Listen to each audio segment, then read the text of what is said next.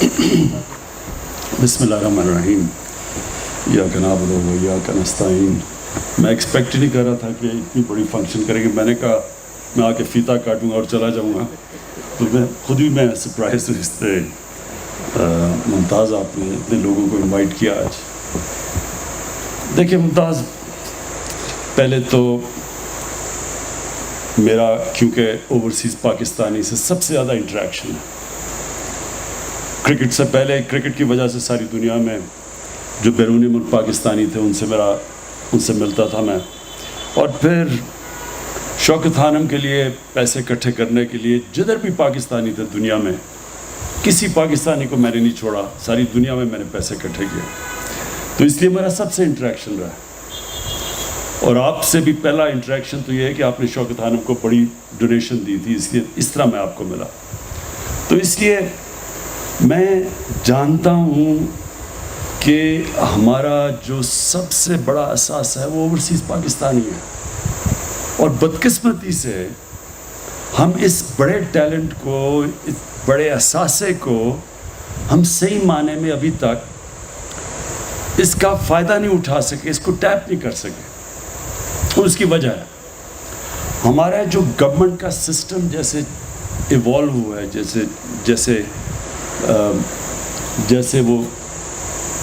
جیسے بڑھتا گیا ہے. گورنمنٹ جیسے بڑی ہوتی گئی ہے، کیونکہ گورنمنٹ بڑھتی گئی ہے. وہ ہوا کیا ہے کہ گورنمنٹ اب بن گئی ہے گورنمنٹ کے لیے. گورنمنٹ ایوالو اس طرح ہو گئی ہے کہ وہ گورنمنٹ اپنے آپ کا ہی فائدہ پہلے دیکھتی ہے، پھر عوام کا فائدہ دیکھتی ہے. حالانکہ گورنمنٹ کا مین کام ہوتا ہے عوام کی بہتری کرنا. تو یہ دو پیرل ٹریکس پہ چل گیا کام. ہمارا جو ڈسکنیکٹ ہے آج کہ پاکستان کی کیا ضرورت ہے، کیا وہ گورنمنٹ وہ پاکستان کی ضرورت پوری کر رہی ہے یا وہ گورنمنٹ اپنے آپ کو چلانے کی ضرورت پوری کر رہی ہے. یہ بڑا، اور یہ ہمارا ملک میں نہیں، یہ آپ اگر دنیا کی تاریخ اٹھا کے دیکھیں تو جب بھی ایک سسٹم ڈی جنریٹ کرتا ہے، جب خرابی کی طرف جاتا ہے تو وہ سسٹم پھر اپنے آپ کو بچانا شروع ہو جاتا ہے. آٹومن ایمپائر کی اگر آپ تاریخ پڑھیں تو جب آٹومن ایمپائر دنیا کا ایک وقت پہ سب سے بڑا ایمپائر تھا، جیسے وہ سکڑتا جا رہا تھا اس کی بیوروکریسی بڑھتی جا رہی تھی. تو اس سے جو میں کہنے کی کوشش کر رہا ہوں یہ کہ جو اس ملک کی اس وقت سب سے بڑی ضرورت کیا ہے، ویلتھ کریشن، دولت میں اضافہ کریں. ہم پاکستان کا دولت میں جب اضافہ کریں گے نوکریاں ملیں گی، ٹیکس کلیکشن بڑھے گی، اتنے جو قرضے چڑھے ہوئے ہیں اس ملک کے اوپر ہم اپنے قرضے واپس کر سکیں گے. لیکن جو گورنمنٹ ہے جس طرح ہماری بن چکی ہے وہ اس طرح دیکھتی نہیں ہے. تو جو ہم اب کوشش کر رہے ہیں کہ یہ جو دو پیرل سٹریمز ہیں ان کو اکٹھا کریں. تو جو اوورسیز پاکستانی ہیں ان کی ریکوائرمنٹ یہ ہے کہ جب وہ پاکستان میں آئیں تو ان کے لیے آسانیاں پیدا کریں. ہم ان کے لیے ہم موقع پیدا کریں کہ وہ اپنا پیسہ انویسٹ کر سکیں. لوگوں کو اس چیز کا علم نہیں ہے کہ جو اوورسیز پاکستانی کے پاس اس وقت جو ان کا جی ڈی پی یا سالانہ آمدنی ہے، 90 لاکھ پاکستانی باہر ہیں. یہ 90 لاکھ پاکستانی کی جو سالانہ آمدنی ہے وہ تقریباً ہماری 22 کروڑ لوگوں کی اتنی آمدنی ہے. تو یہ سب سے پیسے والے، ہنر والے اس وقت پاکستانی باہر بیٹھے ہوئے ہیں. ایک سسٹم نے جو ابھی مسلم نے بڑی اچھی طرح بیان کیا کہ ایک سسٹم ان کو یہاں چلنے نہیں دے رہا تھا، وہ باہر جا کے کامیاب ہو گئے. یہاں کامیاب نہیں ہو سکتے، سسٹم روک کے رکھا ہوا تھا. باہر گئے، انہوں نے کوئی سفارش نہیں تھی، لیکن سسٹم نے اجازت دی ان کو پیسہ بنانے کی، کامیاب ہونے کی. اور یہی آپ دیکھیں گے جو ہمارا بہترین ٹیلنٹ باہر چلا گیا، اس کی بہت بڑی وجہ یہ تھی ہم اس ملک میں ان کو، اس ٹیلنٹ کو فنکشن کرنے کے لیے موقع نہیں پرووائڈ کر رہے تھے. تو ہم اس وقت اس احساسے کو جو باہر ہمارا بیٹھا ہوا ہے، جس کے پاس ڈالرز ہیں، انویسٹمنٹ کرنے کے لیے ڈالرز ہیں. اب دو چیزیں ہیں، ایک تو وہ جب انویسٹ کریں گے تو ہماری نوجوان آبادی ہے، ان کو نوکریوں کی ضرورت ہے. تو ایک تو ہم نے اپنی نوجوان آبادی کو نوکریاں دینی ہیں. تو جب وہ پیسہ اپنا انویسٹ کریں گے نوکریاں ملیں گی. لیکن اس سے بھی بڑی چیز اس وقت پاکستان کا مسئلہ یہ ہے کہ ہم نے اپنی تاریخ میں کوشش ہی نہیں کی اپنی ایکسپورٹس بڑھانے کی. ایک ملک تب امیر ہوتا ہے جب اس کے پاس چیزیں دنیا کو بیچنے کے لیے ہوں. جب اس نے اپنے ایکسپورٹس بڑھائی نہیں, یعنی ایک سنگاپور کی $300 ارب کی ایکسپورٹس ہیں, 60 لاکھ کی آبادی ہوگی اس کی. پاکستان کی انشاءاللہ اس باری 30 ارب کی ایکسپورٹس ہوگی. ملیشیا جس کی کوئی 6 کروڑ کی آبادی ہے, اس کی $200 ارب کی ایکسپورٹس ہیں. تو ہم 22 کروڑ لوگ سوچیں کہ ہم کتنی چیزیں ایکسپورٹ کر سکتے تھے, لیکن کبھی نہ گورنمنٹ کسی نے کوشش ہی نہیں کی. تو جب تک ہم اپنی ایکسپورٹس بڑھا رہے ہیں اور ایکسپورٹس بڑھیں گی تو ہم اپنا ڈالر کا قرضہ واپس کریں گے. ایکسپورٹس بڑھیں گی تو ہمارا روپیہ مضبوط ہوگا, لوگوں کی دولت میں اضافہ ہوگا. لیکن جب تک ہماری ایکسپورٹس نہیں بڑھ رہی تو جو ہمارا اوورسیز پاکستانی بیٹھے ہوئے ہیں ان کو کسی طرح پاکستان میں لائیں تاکہ وہ انویسٹمنٹ کریں. جب وہ انویسٹمنٹ کریں گے ہمارے ڈالرز, اور جب ڈالر لے کے آئیں گے ہمارے ریزروز بڑھیں گے, روپیہ مضبوط ہوگا. جیسے جیسے روپیہ مضبوط ہوتا جائے گا مہنگائی کم ہوتی جائے گی, غربت کم ہوگی. تو اس سائیکل میں آپ نے سمجھنا ہے کہ کیوں ضروری ہے ہمیں کہ ہم اوورسیز پاکستانی جس طرح مسلم ہیں ان کو پوری طرح کوشش کریں کہ پاکستان میں وہ موقع دیں کہ وہ اپنا پیسہ انویسٹ کر سکیں. ابھی تک اوورسیز پاکستانی کیا کرتے تھے؟ وہ زیادہ سے زیادہ ایک پلاٹ کے اوپر پلاٹ خرید لیتے تھے, اور بدقسمتی اس سسٹم کی خرابی اتنی تھی کہ وہ پلاٹ لیتے تھے اس کے اوپر قبضہ ہو جاتا تھا.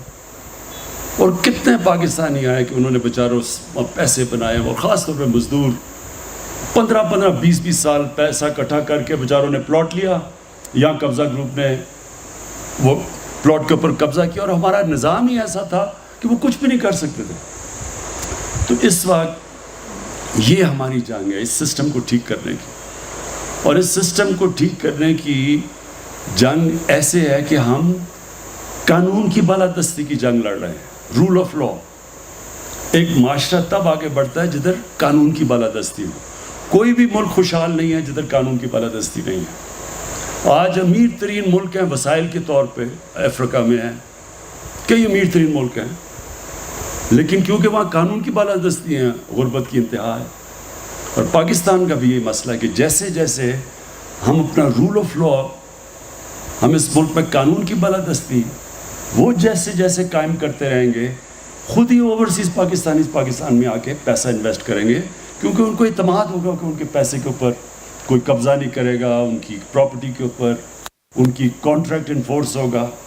تو اس کے لیے یہ ہے ساری سٹرگل چل رہی پاکستان کی اس وقت. یہ جو سارے پرانے بڑے بڑے لوگ جنہوں نے اربوں روپیہ چوری ڈالر چوری کر کے باہر بڑے بڑے محلات لیے ہوئے ہیں, یہ سارے جو اس وقت اٹیک کر رہے ہیں اس گورنمنٹ کو, ان کا مسئلہ یہ ایک ہے, یہ قانون کی بالادستی نہیں چاہتے. کیونکہ اس وقت یہ وہ لوگ ہیں جو کرپٹ سسٹم سے فائدہ اٹھا کے بیٹھے ہوئے ہیں, اور کرپٹ سسٹم کی وجہ سے انویسٹمنٹ نہیں آتی.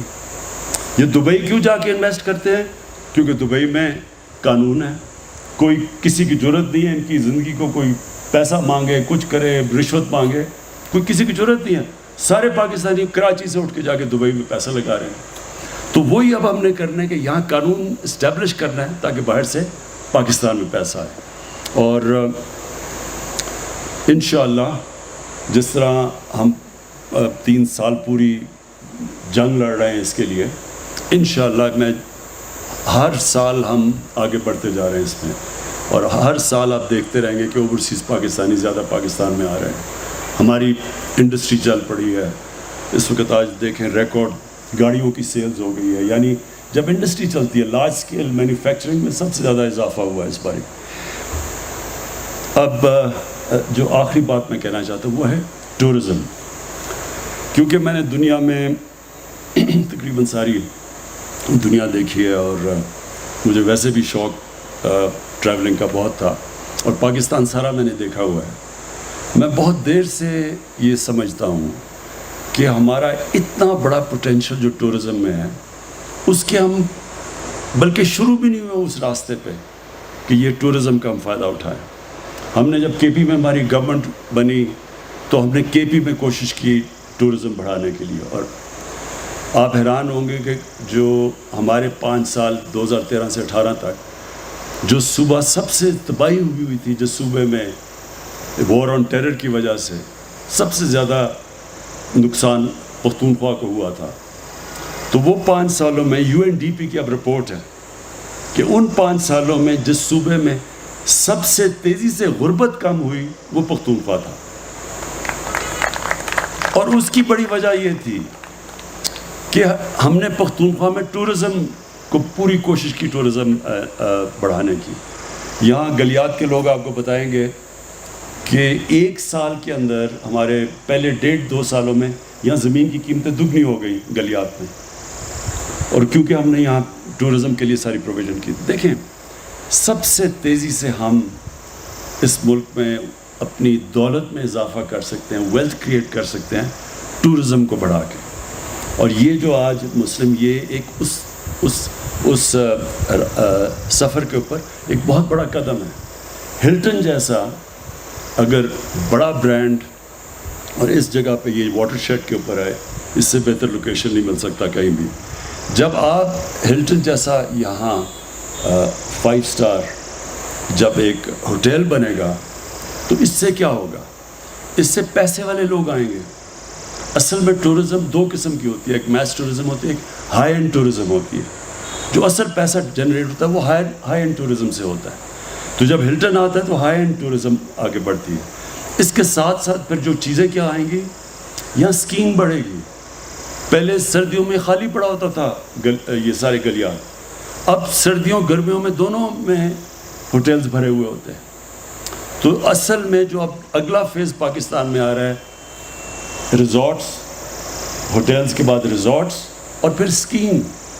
آپ کو حیرت ہوگی کہ پاکستان، ایک آسٹرین نے مجھے بتایا کہ جو پاکستان میں اسکیئنگ ہے وہ دنیا میں اتنی نہیں، کیونکہ اب بڑی دیر تک برف رہتی ہے. ہمارے پہاڑ اتنے اونچے ہیں، یہ سارا پختونخوا کے اندر اور آگے ناردرن ایریاز میں، کہ ہم وہ سردیوں میں بھی ہوٹلز بھرے رہیں گے اسکیئنگ کی وجہ سے، اور گرمیوں میں ویسی لوکل ٹورزم اتنی ہے.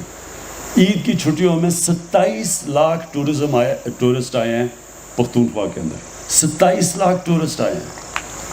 اب سوچ، یہ جب ٹورسٹ آیا ہے اس کے لیے ہم کوئی ریزورٹس کر دیتے ہیں. وہ بچوں کے ساتھ لوگ آتے ہیں، بچوں کے لیے، جس طرح یہاں سے دبئی جاتے ہیں. اب دبئی میں کیا ہے؟ وہ صرف ریت ہے، سمندر ہے، لیکن وہ ریزورٹس بنا دیتے ہیں، وہ ریزورٹس پہ پہنچ جاتے ہیں لوگ، اور ریزورٹس کی وجہ سے پیسہ خرچ کرتے ہیں وہاں. تو وہ جو ٹورزم کی جو ویلیو ایڈ ہوتا ہے وہ جب آپ ریزورٹس کی طرف جاتے ہیں. تو اب اگلا فیز اس کا آئے گا، ریزورٹس ڈیولپ کریں گے، اسکیئنگ، اور یہاں آگے بڑے ایریاز ہیں. ممتاز، یہ نہ سمجھو کہ یہ صرف تمہارا پہلا بیرن پاکستان میں ہے. یہ آپ آگے ہم نے بڑی زبردست جگہ دیکھی ہوئی ہیں، اور وہ میں آپ کو بتاؤں، آپ کا بالکل پوائنٹ ٹھیک ہے کہ اس کے جو زمین کی قیمت ہے وہ اتنی زیادہ ہو جاتی ہے کہ وہ اس کا فیزیبل نہیں رہتا ریزورٹ بنانے کے لیے. تو ہم نے اب پختونخوا میں اور گلگت بلتستان میں ہم نے اب زوننگ کی ہے، اور ان زوننگ کے اندر ہم پھر لیز کریں گے اور سستی لیز کریں گے ریزورٹس کے لیے، جو بھی آپ نے باتیں کی. اور 50 سال ویسے لمبی لیز ہوتی ہے، آپ کہتے ہیں 100 سال، تو یہ بھی ہم ڈیبیٹ کر لیں گے کہ 50 سال یا اس سے زیادہ کر دیں گے. لیکن ہماری پوری کوشش ہوگی کہ ٹورزم کے لیے اب ہم ان کے لیے جو چیزیں امپورٹ کریں ٹورزم کے لیے، اس میں بھی کنسیشن دیں، اس میں بھی ڈیوٹی کم کریں جو یہاں پاکستان میں نہیں بنتی، اور آپ کو زمین بھی سستی دیں تاکہ پروموٹ کریں اس کے اندر. اور میرا یہ اوپینین ہے کہ انشاءاللہ اگر ہم نے صحیح معنی میں ٹورزم کے اوپر توجہ دے دی جو اب ہم دے رہے ہیں، تو انشاءاللہ یہ جو ہمارا قرضہ ہے، یہ صرف ہم ٹورزم کے اوپر ہم اپنا پاکستان میں بیرونی ملک قرضہ اتار سکتے ہیں. میں پھر سے ممتاز آپ کو آج اس گراؤنڈ بریکنگ پہ مبارک دیتا ہوں. میں اسپیشلی اس لیے آج آیا گراؤنڈ بریکنگ پہ. عموماً تو میں انتظار کروں گا جب اس کی اوپننگ ہوگی آپ کی ہوٹل کی، لیکن گراؤنڈ بریکنگ میں اس لیے کیونکہ مجھے پتہ ہے کہ آپ کو میں نے پہلی دفعہ سجیسٹ کیا تھا یہاں کے نتھیا گلی میں آ کے ریزورٹ بناؤ آج سے 4-5 سال پہلے. اور میں آپ کو انکریج اس لیے کرنا چاہتا ہوں، میں اور بھی اوورسیز پاکستانیز کو انکریج کرنا چاہتا ہوں کہ وہ پاکستان آئیں यहाँ पैसा इन्वेस्ट करें, और इंशाअल्लाह हम जितनी भी रुकावटें हैं उनके रास्ते में इंशाअल्लाह वो हम दूर करेंगे. शुक्रिया.